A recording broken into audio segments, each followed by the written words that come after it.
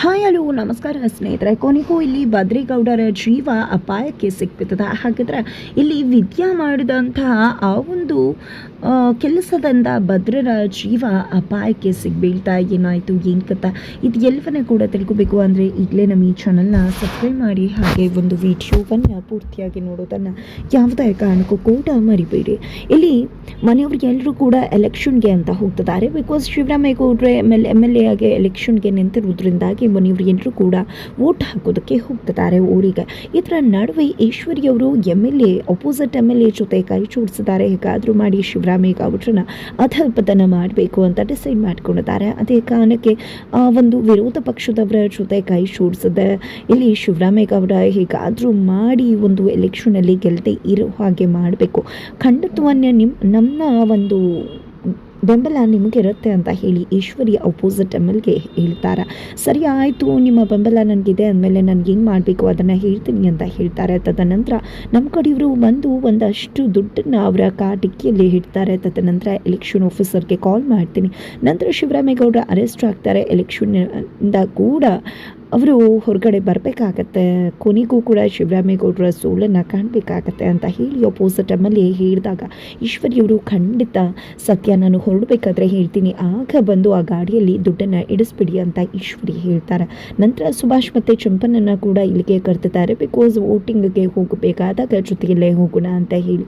ತದನಂತರ ಈ ಕಡೆ ಬೆಳಗ್ಗೆ ಆಗದ ಎಲ್ಲರೂ ಕೂಡ ಎಲ್ಲ ವೋಟ್ ಮಾಡೋದಕ್ಕೆ ಊರಿಗೆ ಹೋಗೋದಕ್ಕೆ ರೆಡಿ ಆಗ್ತಿದ್ದಾರೆ. ಅದೇ ಒಂದು ಸಮಯದಲ್ಲಿ ಈಶ್ವರಿಯವರು ಆ ವ್ಯಕ್ತಿಗೆ ಎಮ್ ಎಲ್ ಎಗೆ ತಿಳಿಸ್ತಾರೆ, ಎಲ್ಲ ಕೂಡ ಹೊರಟಿದ್ದೀವಿ ಅಂತ. ಆ ಒಂದು ಕಾರನ್ನು ಕೂಡ ತಿಳಿಸಿದಾಗ ಆ ಎಮ್ ಎಲ್ ಎ ಕೂಡ ತನ್ನ ಕಡೆಯವರನ್ನು ಬಿಟ್ಟು ಆ ಒಂದು ಕಾರಲ್ಲಿ ಒಂದು ಡಿಕ್ಕಿಯಲ್ಲಿ ದುಡ್ಡನ್ನು ಇಡಿಸ್ತಾರೆ. ರೌಡಿಗಳು ದುಡ್ಡಿಟ್ಟು ಹೋಗಬೇಕಾದ್ರೆ ಮನೆಗೆ ಬಂದಂಥ ಚಂಪ ಅದನ್ನು ಗಮನಿಸ್ಬಿಡ್ತಾಳೆ. ಯಾಕಂದರೆ ಇಲ್ಲಿ ಎಮ್ ಎಲ್ ಎಗೆ ಕಾಲ್ ಮಾಡಿ ರೌಡಿಗಳು ಹೇಳ್ತಾರೆ, ಸರ್ ನೀವು ಹೇಳಿದಾಗೆ ಮಾಡಿದಾಯಿತು ಅಂತ ಹೇಳಿ ಇನ್ನೇನೇ ಇದ್ರೂ ಅವನ್ನ ಅರೆಸ್ಟ್ ಆಗೋದು ಗ್ಯಾರಂಟಿ ಅಂತ ಹೇಳಿ ಆ ರೌಡಿಗಳು ಹೇಳೋದನ್ನು ಫೋನ್ನಲ್ಲಿ ಹೇಳ್ತಿರೋದನ್ನು ಚಂಪ ಕೇಳಿಸ್ಕೊತಾಳೆ. ಹಾಗಾಗಿ ಆ ರೌಡಿಗಳು ಅಲ್ಲಿಂದ ಹೋಗ್ತಿದ್ದಾಗೆ ಎಂಥ ಮನೆ ಹಾಳರು ಮಾವಂಗೆ ಇಂಥ ಕೆಲಸ ಮಾಡಬೇಕು ಅಂದ್ಕೊಂಡಿದ್ದಾರೆ, ಮೊದಲು ಈ ವಿಶ್ವನ ಮಾವ ಹಿಂಗೆ ಹೇಳಬೇಕು ಅಂತ ಚಂಪ ಅನ್ಕೋತಾಳೆ. ತದನಂತರ ಇಲ್ಲಿ ಶಿವರಾಮೇಗೌಡರು ಅಮ್ಮನ ಆಶೀರ್ವಾದ ತಗೋತಾರೆ. ಜೊತೆಗೆ ಕ್ವಾಟ್ಲೆ ದೇವರ ಪೂಜೆ ಮಾಡಿ ಎಲ್ರಿಗೂ ಕೂಡ ಮಂಗಳಾರತಿಯನ್ನು ಕೂಡ ಕೊಡ್ತಾರೆ. ನಂತರ ಇಲ್ಲಿ ಅಮ್ಮ ಕೂಡ ಮಗನೇ ನಿನಗೆ ಗೆಲುವು ಸಿಗಲಿ ಅಂತ ಹೇಳಿ ಆಶೀರ್ವಾದ ಮಾಡ್ತಾರೆ. ನಂತರ ಎಲ್ಲರೂ ಕೂಡ ಇಲ್ಲಿ ವೋಟ್ ಮಾಡೋದಕ್ಕೆ ಹೋಗಬೇಕು. ಆಗ ಭದ್ರಾ ಕೂಡ ನಾನು ಬರ್ತೀನಪ್ಪಯ್ಯ, ನಿಮಗೆ ಕಾರು ಓಡಿಸ್ಕೊಂಡು ಬರ್ತೀನಿ ಅಂತ ಹೇಳಿದಾಗ ಏನೂ ಕೂಡ ಬರಬೇಕಾಗಿಲ್ಲ, ನನಗೆ ಗೊತ್ತದೆ ಹೇಗೆ ಹೋಗಬೇಕು ಅಂತ ಹೇಳಿ ಶಿವರಾಮೇಗೌಡರು ಮಗನ ವಿರುದ್ಧ ರುಚಿಗೇಳ್ತಾರೆ. ನಂತರ ತನ್ನ ತಮ್ಮನನ್ನು ನೀನೇ ಕಾರು ಓಡಿಸು ಅಂತ ಕೂಡ ತಿಳಿಸ್ತಾರೆ. ಈ ಕಡೆ ಈಶ್ವರಿ ಮತ್ತು ಸುಭಾಷ್ ಚಿತ್ರ ಯಾರೂ ಕೂಡ ಇವ್ರ ಕಾರಲ್ಲಿ ಹೋಗೋದಿಲ್ಲ. ಬಿಕಾಸ್ ಚಿತ್ರ ಯಾವುದೋ ಬ್ಲೌಸ್ ಕೊಟ್ಟಿದ್ದಾಳಂತೆ, ಅದನ್ನು ಇಸ್ಕೊಂಡು ಬಂದ್ಬಿಡ್ತೀವಿ ಅಂತ ಹೇಳಿ ಬೇರೆ ಕಾರಲ್ಲಿ ಬರ್ತೀವಿ ಅಂತ ತಿಳಿಸ್ತಾರೆ. ಹಾಗಾಗಿ ಅಜ್ಜಿ, ವಿನಂತಿ, ಶಿವರಾಮೇಗೌಡರು, ಗೋವಿಂದಗೌಡರು ಎಲ್ಲ ಒಂದು ಕಾರಲ್ಲಿ ಹೋಗ್ತಾರೆ. ಈ ಕಡೆ ಭದ್ರ ನಾನು ಬೈಕಲ್ಲಿ ಬರ್ತೀನಿ ಕ್ವಾಟ್ಲೆ ಜೊತೆ ಅಂತ ಹೇಳಿ ಅವರನ್ನೆಲ್ಲರನ್ನೂ ಕೂಡ ಕಳಿಸ್ಕೊಡ್ತಾರೆ. ಅಷ್ಟರಲ್ಲಿ ಈ ಕಡೆ ಈಶ್ವರಿಯವ್ರನ್ನ ಚಿತ್ರ ಖಂಡಿತವಾಗ್ಲೂ ಎಲ್ಲ ಕೂಡ ವರ್ಕೌಟ್ ಆಗುತ್ತಲ್ವ, ಖಂಡಿತ ಅರೆಸ್ಟ್ ಆಗ್ತಾರಲ್ವ ಅಂತ ಚಿತ್ರ ಕೇಳಿದಾಗ, ಅಯ್ಯೋ ಅದಕ್ಕೆ ತಾನೇ ನಾವು ಆ ಕಾರಲ್ಲಿ ಹೋಗದೆ ಇರೋದು, ನಮ್ಗೆ ಯಾಕೆ ಆ ತಾಪತ್ರಯ ಬೇಕು, ಅದಕ್ಕೋಸ್ಕರ ನಾವು ಬೇರೆ ಕಾರಲ್ಲಿ ಹೋಗೋಣ ಅಂತ ಹೇಳಿ ಈಶ್ವರಿ ಸುಭಾಷ್ ಮತ್ತು ಚಿತ್ರಗೆ ಹೇಳ್ತಾರೆ. ಅವರು ಕೂಡ ಇನ್ನೊಂದು ಕಾರಲ್ಲಿ ಹೊರಡ್ತಾರೆ. ಅದರ ನಡುವೆ ಚಂಪ ಓಡಿ ಬರ್ತಾಳೆ, ಮಾವಯ್ಯ ಅಂತ ಹೇಳಿ. ಈ ಕಡೆ ಯಾವುದೇ ರೀತಿಯಲ್ಲೂ ಕಾರ್ ನಿಲ್ಲಿಸದೆ ಹೋಗ್ಬಿಡ್ತಾರೆ. ಅದರ ನಡುವೆ ವಿದ್ಯಾ ಕೂಡ ಅಲ್ಲೇ ಇರ್ತಾಳೆ. ಏನಿದು ಚಂಪ, ಯಾಕೆ ಏನಾಯಿತು, ಮಾವಯ್ಯನ ಯಾಕೆ ಕೂಗ್ತಿದ್ಯಾ ಅಂದಾಗ, ಅಕ್ಕ ಎಡವಟ್ಟಾಗ್ಬಿಟ್ಟಿದೆ ಅಕ್ಕ, ಆ ವಿಷಯ ಹೇಳಬೇಕು ಅಂತಾನೆ ಬಂದೆ, ಅಷ್ಟರಲ್ಲಿ ಮಾವಯ್ಯ ಹೊರಟೆ ಬಿಟ್ರಲ್ಲ, ಏನು ಮಾಡಬೇಕು ಅಂತಾನೆ ಗೊತ್ತಾಗ್ತಿಲ್ಲ ಅಂತ ಹೇಳಿ ಚಂಪಾ ಹೇಳ್ತಾಳೆ. ಏನಾಯಿತು ಏನು ಅಂತ ವಿದ್ಯಾ ಕೇಳಿದಕ್ಕೆ, ಯಾವುದೋ ರೌಡಿಗಳು ಬಂದು ಮಾವಯ್ಯನ ಗಾಡಿಗೆ ಡಿಕ್ಕಿಯಲ್ಲಿ ದುಡ್ಡನ್ನು ಇಟ್ಟು ಎಮ್ ಎಲ್ ಎಗೆ ಕಾಲ್ ಮಾಡಿ ಮಾತನಾಡ್ತಿದ್ರು, ಮಾವಯ್ಯನ ಸಿಕ್ಸ್ ಹಾಕಿಸ್ಬೇಕು, ಅದರಿಂದ ಅವರ ಎಲೆಕ್ಷನ್ ಭವಿಷ್ಯ ಸರ್ವನಾಶ ಆಗತ್ತೆ ಅಂತ ಇದೇ ವಿಷಯ ಹೇಳಬೇಕು ಅಂತ ಬಂದೆ, ಅಷ್ಟರಲ್ಲಿ ಹೊರಟ್ಬಿಟ್ರು ಅಂದಾಗ, ಅಯ್ಯೋ ಮೊದಲು ಕಾಲ್ ಮಾಡಿ ಅಂತ ಹೇಳ್ತಾರೆ ವಿದ್ಯಾ. ಈ ಕಡೆ ಕಾಲ್ ಮಾಡ್ತಿದ್ದಾಳೆ ಚಿಕ್ಕ ಮಾವ ದೊಡ್ಡ ಮಾವ ಎಲ್ರಿಗೂ ಕೂಡ, ಯಾರೊಬ್ರು ಕೂಡ ಕಾಲ್ ರಿಸೀವ್ ಮಾಡ್ತಾನೆ ಇಲ್ಲ. ಈ ಕಡೆ ನೀನು ಕಾಲ್ ಟ್ರೈ ಮಾಡ್ತಾ ಇರೋ ಬದ್ರೇಗೌಡರಿಗೆ, ನಾನು ಹೋಗಿ ಹೇಳಿ ಬರ್ತೀನಿ ಅಂತ ಹೇಳಿ ಬದ್ರೇಗೌಡ್ರ ಹತ್ರ ಬಂದಿದ್ದೆ ಡೋರ್ನ ನಾಕ್ ಮಾಡಿಸ್ತಿದ್ದಾಳೆ. ಈ ಕಡೆ ಬದ್ರೇಗೌಡರು ಡೋರ್ ಓಪನ್ ಮಾಡಿದ್ಯಾ, ಯಾಕೆ ಇಲ್ಲಿಗೆ ಬಂದಿದ್ಯಾ, ಸುಮ್ಮನೆ ಇಲ್ಲಿಂದ ಹೋಗ್ತಾ ಇರು ಅಂತ ಹೇಳಿದಕ್ಕೆ, ದಯವಿಟ್ಟು ನನ್ನ ಮಾತನ್ನು ಕೇಳಿ, ಈಗ ನೀವು ನನ್ನ ಮಾತನ್ನು ಕೇಳಿಲ್ಲ ಅಂದರೆ ಖಂಡಿತವಾಗ್ಲೂ ಮಾವಯ್ಯನ ಒಂದು ಭವಿಷ್ಯನೇ ಸರ್ವನಾಶ ಆಗಿಬಿಡುತ್ತೆ, ದೊಡ್ಡ ಅನಾಹುತನೇ ಘಟಿಸ್ಬಿಡುತ್ತೆ ಅಂತ ಹೇಳಿ ವಿದ್ಯಾ ಹೇಳ್ತಾಳೆ.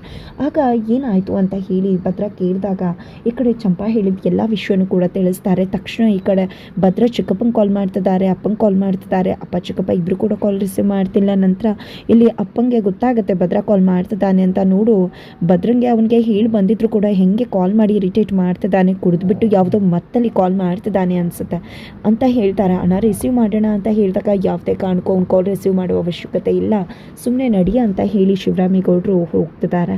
ಇತ್ತ ಕಡೆ ಭದ್ರ ಕಾಲ್ ರಿಸೀವ್ ಮಾಡ್ತಿಲ್ಲ, ಹೇಗಾದರೂ ಮಾಡಿ ನಾನು ಹೋಗಿ ತಡಿತೀನಿ ಅಂತ ಹೇಳಿ ಕ್ವಾಟ್ಲಿ ಜೊತೆ ಬೈಕ್ ಹತ್ಕೊಂಡು ಹೊರಟೆ ಬಿಡ್ತಾರೆ. ಈ ಕಡೆ ಚಿತ್ರ, ಸುಭಾಷ್ ಹಾಗೆ ಈಶ್ವರಿ ಮೂವರು ಕೂಡ ಬೇರೊಂದು ಕಾರಲ್ಲಿ ಬರ್ತಾರೆ. ನಾವೇನಾದರೂ ಆ ಕಾರಲ್ಲಿ ಇದ್ದಿದ್ರೆ ನಾವು ಕೂಡ ಅರೆಸ್ಟ್ ಆಗಿಬಿಡ್ತಿದ್ವಾ ಅಂತ ಕೇಳಿದಕ್ಕೆ ಬಾಯಿ ಮುಚ್ಕೊಂಡು ಸುಮ್ಮನೆ ಇರ್ತೀವಿ. ಅರೆಸ್ಟ್ ಅಂತೆ ಅರೆಸ್ಟು, ನನಗೆ ಆ ಶಿವರಾಮೇಗೌಡರು ಅಧಪತನ ಆದರೆ ಅಷ್ಟು ಸಾಕು ಅಂತ ಹೇಳ್ತಾರೆ. ಕೊನೆಗೂ ಇವತ್ತು ನಾವು ಅಂದ್ಕೊಂಡಾಗ ಆಗುತ್ತೆ ಶಿವರಾಮೇಗೌಡರನ್ನ ಎಲೆಕ್ಷನ್ ಭವಿಷ್ಯ ಸರ್ವನಾಶ ಆಗುತ್ತೆ, ರಾಜಕೀಯ ಭವಿಷ್ಯ ಸರ್ವನಾಶ ಆಗುತ್ತೆ ಅಂತ ಹೇಳಿ ಈಶ್ವರಿ ತುಂಬಾ ಖುಷಿ ಪಡ್ತಿದ್ದಾರೆ. ಅತ್ತ ಕಡೆ MLA ಕಡೆ ರೌಡಿಗಳು MLA ಹತ್ರ ಹೋಗಿ ಕೆಲಸ ಆಯಿತು ಅಂತ ಹೇಳ್ತಿದ್ದಾಗೆ ಇತ್ತ ಕಡೆ MLA ಒಬ್ಬ ವ್ಯಕ್ತಿಯಿಂದ ಎಲೆಕ್ಷನ್ ಆಫೀಸರ್ಗೆ ಕಾಲ್ ಮಾಡಿಸ್ತಾರೆ. ಈ ರೀತಿಯಾಗಿ ಶಿವರಾಮೇಗೌಡರು ಹೋಗ್ತಿರೋ ಗಾಡಿಯಲ್ಲಿ 50 ಲಕ್ಷ ದುಡ್ಡನ್ನು ಹಂಚಲಿಕ್ಕೆ ಅಂತ ತಗೊಂಡು ಹೋಗ್ತಿದ್ದಾರೆ ಅಂತ ಹೇಳಿದಾಗ ಈ ಕಡೆ ಸರಿ ಆಯಿತು ಅಂತ ಹೇಳಿ ಎಲೆಕ್ಷನ್ ಆಫೀಸರ್ ಕೂಡ ಎಚ್ಚೆತ್ಕೋತಾರೆ. ಈ ಕಡೆ ಶಿವರಾಮೇಗೌಡರು ಕಾರ್ ಪಾಸ್ ಆಗ್ತದೆ. ಅದೇ ಒಂದು ಟೈಮಲ್ಲಿ ಭದ್ರಾ ಕ್ವಾಟ್ಲಿ ಹಿಂದೆ ಬೈಕ್ ಓಡಿಸ್ಕೊಂಡು ಬರ್ತಿದ್ದಾರೆ. ಈ ಕಡೆ ಬಂದದ್ದೇ ಅಡ್ಡೆ ಹಾಕ್ತಾರೆ. ಅಡ್ಡೆ ಹಾಕಿದ್ದೆ ಈ ಕಡೆ ಭದ್ರೇಗೌಡನ ಮೇಲೆ ರುಚಿಗೆದ್ದಂಥ ಶಿವರಾಮೇಗೌಡರು ಕಪಾಳಿಗೆ ಬಾರಿಸ್ತಾರೆ. ಆದರೂ ಕೂಡ ಇಲ್ಲಿ ಎಲ್ಲರೂ ಕೂಡ ಕೆಳಗಡೆ ಇಳಿರಿ, ಜೊತೆಗೆ ನನಗೆ ಕೀ ಕೊಡಿ ಕಾರಂದು ಅಂತ ಕೇಳ್ತಿದ್ದಾರೆ. ಗೋವಿಂದೇಗೌಡರು ಏನೇ ಆಯಿತು ಅಂತಲೇ ಕೇಳ್ತಿದ್ದಾರೆ. ಅದೇ ಒಂದು ಟೈಮಲ್ಲಿ ಲೇಟ್ ಆಗುತ್ತೆ ಅಂತ ಅವರೇ ಕೀಯನ್ನು ತೊಗೊಂಡಿದ್ದೇ ಹೋಗ್ಬಿಟ್ಟು ಕಾರ್ ಡಿಕ್ಕಿಯಲ್ಲಿ ಇರ್ತಕ್ಕಂಥ ಒಂದು ಬ್ಯಾಗನ್ನು ಎತ್ಕೊಂಡು ಮೊದಲು ಎಲ್ಲರೂ ಕೂಡ ಇಲ್ಲಿಂದ ಹೊರಡಿ ಅಂತ ಹೇಳಿ ಅಲ್ಲಿಂದ ಹೋಗಿ ಒಂದು ಕಡೆ ಅವಸ್ಕೊಂಡ್ಬಿಡ್ತಾರೆ. ಅದೇ ಒಂದು ಟೈಮ್ಗೆ ಅಲ್ಲಿಗೆ ಎಲೆಕ್ಷನ್ ಆಫೀಸರ್ಸ್ ಬರ್ತಾರೆ. ಬಂದಿದ್ದೆ ನಾವು ನಿಮ್ಮ ಗಾಡಿ ಚೆಕಪ್ ಮಾಡಬೇಕು, ನಮಗೆ ಡೌಟ್ ಬಂದಿದೆ, ನಿಮ್ಮ ಒಂದು ಕಾರ್ ಡಿಕ್ಕಿಯಲ್ಲಿ ದುಡ್ಡಿದೆ ಅಂತ ಹೇಳಿ ಹೇಳ್ತಾರೆ. ಪೊಲೀಸರು ಹೋಗಿದೆ ಎಲ್ಲ ಕಡೆ ಚೆಕಪ್ ಮಾಡ್ತಿದ್ದಾರೆ. ಎಲ್ಲೇ ಎಷ್ಟೇ ಚೆಕ್ ಮಾಡಿದ್ರು ಕೂಡ ಏನೂ ಕೂಡ ಸಿಗುವುದಿಲ್ಲ. ಏನೂ ಇಲ್ಲ ಸರ್ ಅಂದಾಗ ಯಾರೋ ಅನಾಮಿಕ ಕಾಲ್ ಮಾಡಿದ, ಸಾರಿ ನಿಮ್ಮನ್ನ ಬಗ್ಗೆ ಅನುಮಾನ ವ್ಯಕ್ತಪಡಿಸ್ಬಿಟ್ವಿ, ದಯವಿಟ್ಟು ಕ್ಷಮಿಸ್ಬಿಡಿ ಅಂತ ಹೇಳಿ ಎಲೆಕ್ಷನ್ ಆಫೀಸರ್ ಕೂಡ ಅಲ್ಲಿಂದ ಹೋಗ್ತಾರೆ. ತದನಂತರ ಇತ್ತ ಕಡೆ ಭದ್ರಾ ಅಲ್ಲಿ ದುಡ್ಡನ್ನು ಇಟ್ಕೊಂಡು ಉಸ್ಕೊಂಡಿರ್ಬೇಕಿದ್ರೆ ಒಂದು ಹಾವು ಬಂದು ಭದ್ರನ ಕಾಲನ್ನು ಕಚ್ಚಿಬಿಡುತ್ತೆ. ಬಟ್ ಆದರೂ ಕೂಡ ಅದ್ರ ಬಗ್ಗೆ ಯೋಚನೆ ಇಲ್ಲ ಭದ್ರಂಗೆ. ತದನಂತರ ಇತ್ತ ಕಡೆ ಭದ್ರಾ ಬರ್ತಾರೆ. ಅಪ್ಪಯ್ಯ ನಿಮ್ಗೇನು ಕೂಡ ತೊಂದರೆ ಆಗಬಾರ್ದು ಅಪ್ಪಯ್ಯ, ಅದಕ್ಕೋಸ್ಕರ ನನಗೇನು ಬೇಕಿದ್ರೂ ಮಾಡೋಕ್ಕೆ ರೆಡಿ ಅಂತ ಭದ್ರಾ ಹೇಳ್ತಿದ್ದಾರೆ. ಶಿವರಾಮೇಗೌಡರಿಗೆ ಇನ್ನೂ ಕೂಡ ಕೋಪ ಕಡಿಮೆ ಆಗಿಲ್ಲ. ಶಿವರಾಮೇಗೌಡರಿಗೆ ಯಾರು ದುಡ್ಡು ಇಟ್ಟಿದ್ದು ಅನ್ನೋ ಸಿಟ್ಟೇಜ್ ಸಾಕಷ್ಟಿದೆ.